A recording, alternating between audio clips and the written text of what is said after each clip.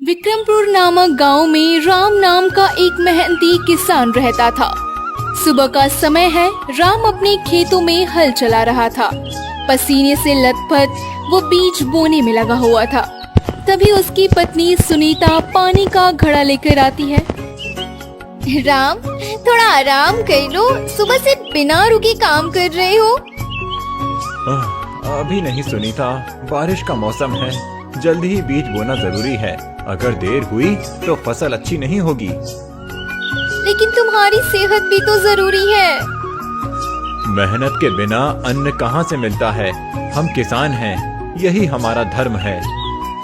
सुनीता उसकी मेहनत देखकर चुपचाप वापस चली जाती है। शाम को दिनेश खेत के पास आता है। वो चालाक और आलसी है। अरे राम, इतनी मेहनत क्यों करता है? मैंने तो एक जादुई बीज के बारे में सुना है। उसे बोने से बिना मेहनत के दोगुनी फसल मिलती है। ऐसा कैसे हो सकता है? बिना मेहनत के कुछ नहीं मिलता। तुम पुराने विचार के हो राम। चलो, मैं तुम्हें वो बीज दिलवाता हूँ।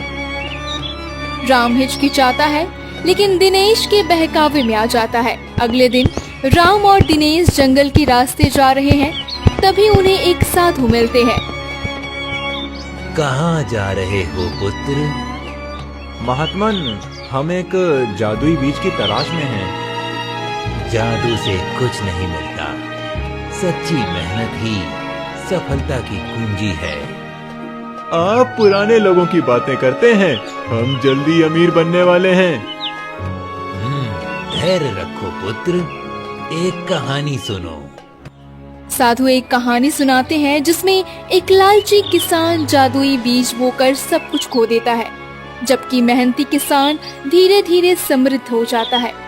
राम साधु की बात सुनकर विचार करता है और कहता है, आप सही कहते हैं महात्मन, मैं मेहनत से ही फसल उगाऊंगा। तो तुम मेरा साथ छोड़ रहे हो? ठीक है, मैं अकेले ही अमीर बनूंगा। दिनेश चला जाता है और राम वापस खेत पर मेहनत करने लगता है। कुछ महीनों बाद राम की मेहनत रंग लाती है। उसका खेत सुनहरी फसल से लहला उठता है। सुनीता खुशी से झूम उठती है। देखा राम, हमारी मेहनत सफल हुई। वही दिनेश जिसने जादुई बीज बोए थे, उसकी फसल बिल्कुल अच्छी नहीं होगी। वो पछताता हुआ आता है। राम, मुझे माफ कर दो, मैंने गलती कर दी। कोई बात नहीं दिनेश, अब तुम भी मेहनत से काम करो, साथ मिलकर काम करेंगे। तभी साधु प्रकट होते हैं और कहते हैं, सच्ची मेहनत और ईमानदारी ही जीवन का सच्चा मार्ग है। सभी खुशी खुशी मिलकर काम करने लगते हैं। इस कहानी से हमें ये सीख मिलती है कि बिना मेहनत के कभी भी सफलता नहीं मिलती। ईमानदारी और परिश्रम ही सच्चे सुख का मार्ग है।